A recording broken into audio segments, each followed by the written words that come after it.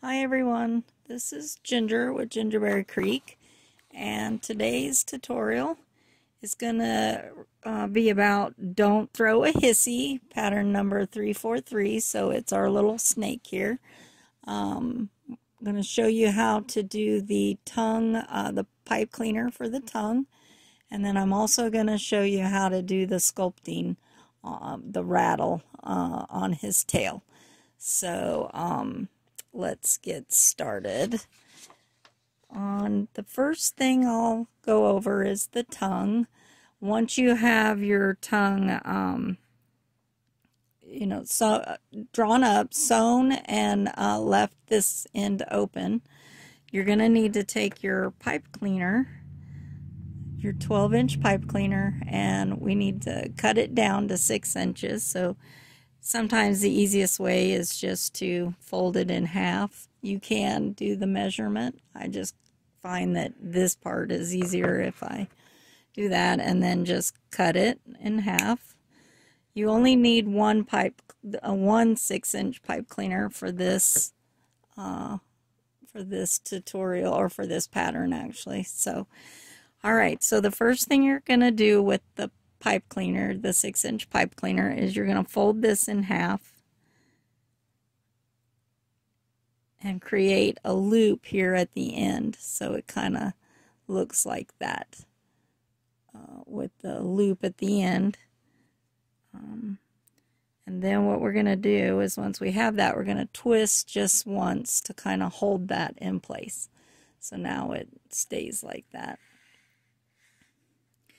Now for this, you're going to need to put another loop. So the best thing is to take one of these ends. It doesn't matter which one, because usually they're pretty even.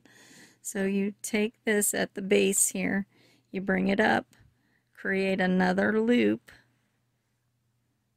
like this, and bring it across so it looks kind of like that. And then we're going to twist again, pretty much. So now that's held together just like that. It's got the two loops at the end.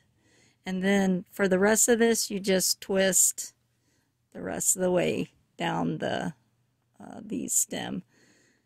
So then when you're ready, you close these together like that, kind of get it as close together as you can, and then you'll insert into the opening.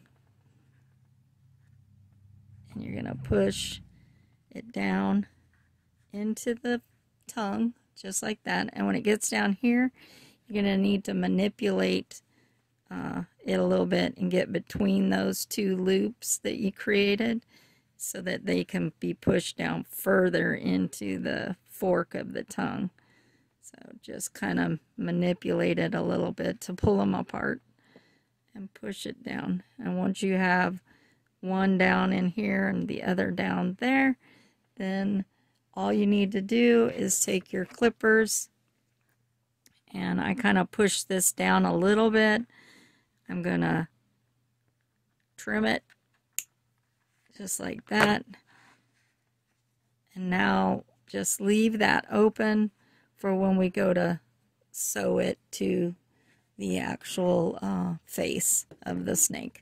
So that's how you do the tongue, the pipe cleaner on the tongue for the snake. And now I'm going to show you how to do the sculpting on this, the rattler on his tail. So on your pattern, you will see the 3 sculpt lines at the end of the tail.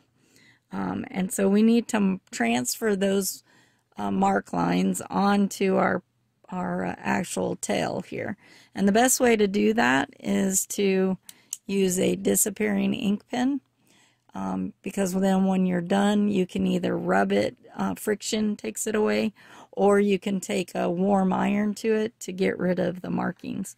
So what I normally do is just kind of set it on top of the pattern, and then mark an area next to the mark on the pattern, and do that for each one of these here.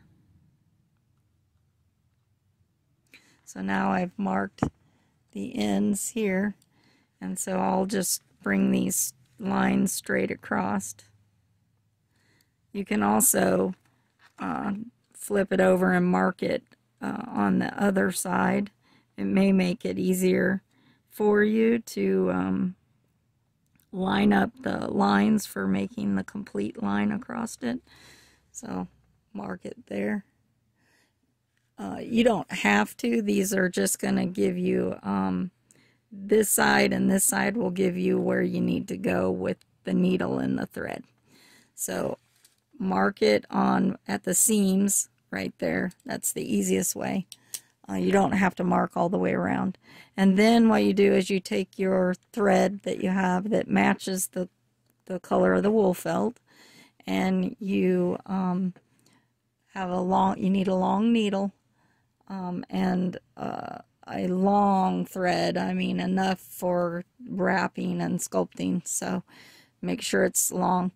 What you're going to do is here at the base of the tail, kind of where the stuffing ends, is down here. We're going to insert into the seam, and we're going to push the needle up to the very top, the first marked line at this seam that we marked.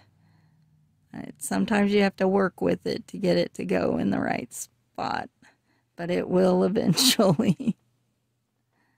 There we go. So there I am. I'm going to push that needle out and then grab it and pull. Now at this other end, I have knotted this in just to keep the threads together, but I'm not going to pull it all the way in. I'm going to leave it a long tail so that I can then tie off, knot off, and everything. So here's the first place that we came out.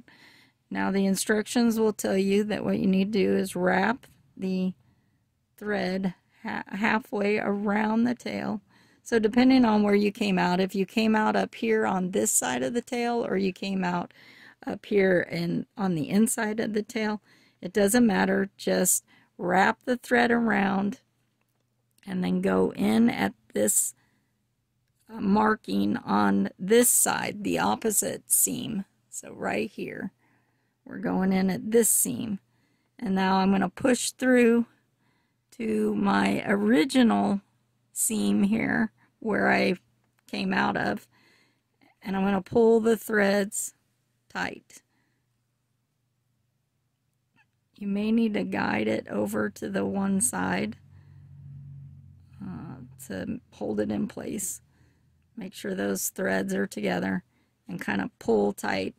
When you pull tight on that first one, you need to hang on to this thread down here so that it doesn't pull all the way up. So now we're back here at the top where we started. We're going to wrap it around this side now and go in here at the same spot that we did before for the first one and push straight through again and pull the threads down.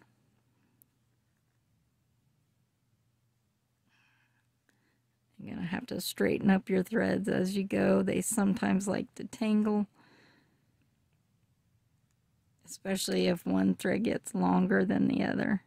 You'll have to grab whichever one and straighten it out.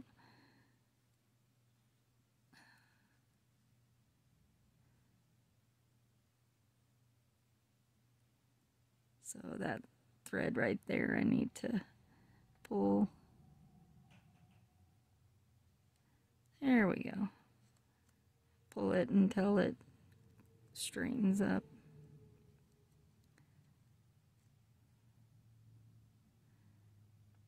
Bear with me here. There we go. Straighten up your thread before you start again. So now we've wrapped around both sides at once. So now we're going to start over. Now I'm going to wrap around one side again, because each time you do this and pull tight, it will sculpt it in more and hold better. So again, You come straight out where you first went in and pull. You see that sculpts down a lot more when I do it the second time. Now I wrapped this way. Now I'm going to wrap this way and do it again. But this time, this last wrapping, I'm going to push down and out where the second mark is for the sculpt line. Right here, the second sculpt line mark. So now I'm going to push this, but I got to make sure it stays on this one side. And I'm going to pull tight again. So now we've sculpted twice on this side and twice on this side. The last time on this side, we push the needle to the next sculpting line. And we do it all over. We wrap this around, go into this side of the seam here, push straight through to this side of the seam,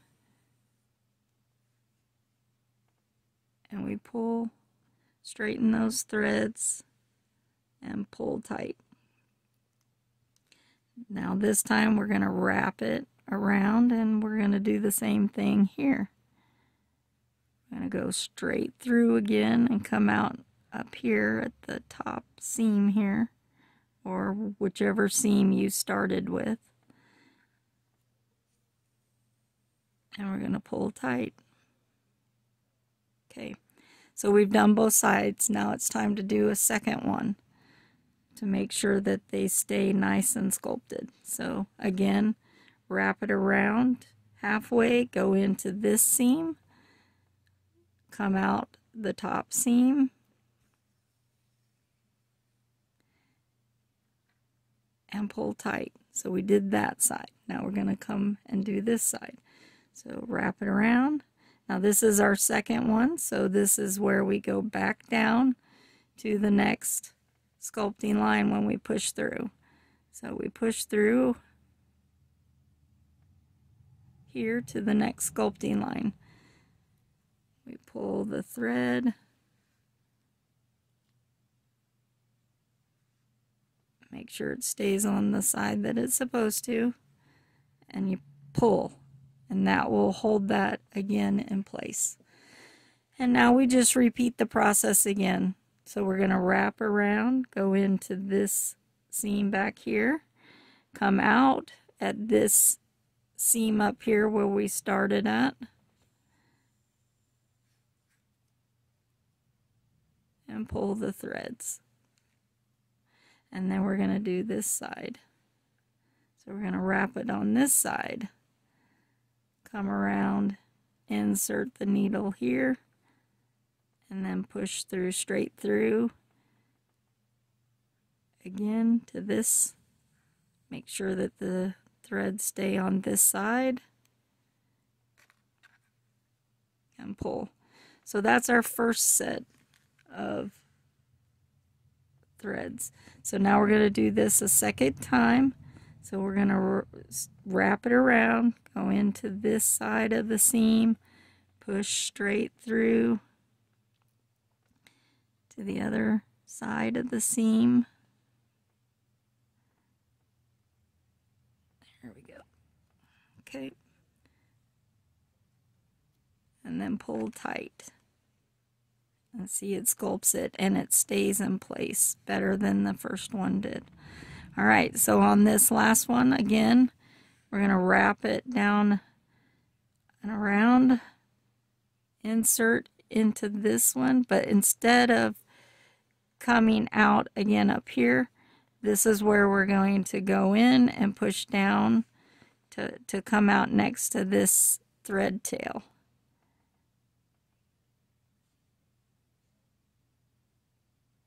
There we go. All right, and then I'm going to pull, watch my threads, make sure I get them all nice, and then I'm going to pull tight to make them stay. So now we've sculpted that little rattle, tail rattle at the end there.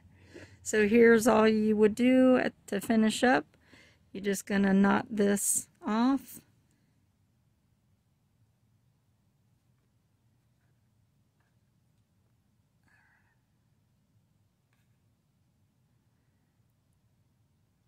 This off here. I always do a double knot at the end here, just to make sure the threads stay put. And then I'm going to trim this with my scissors.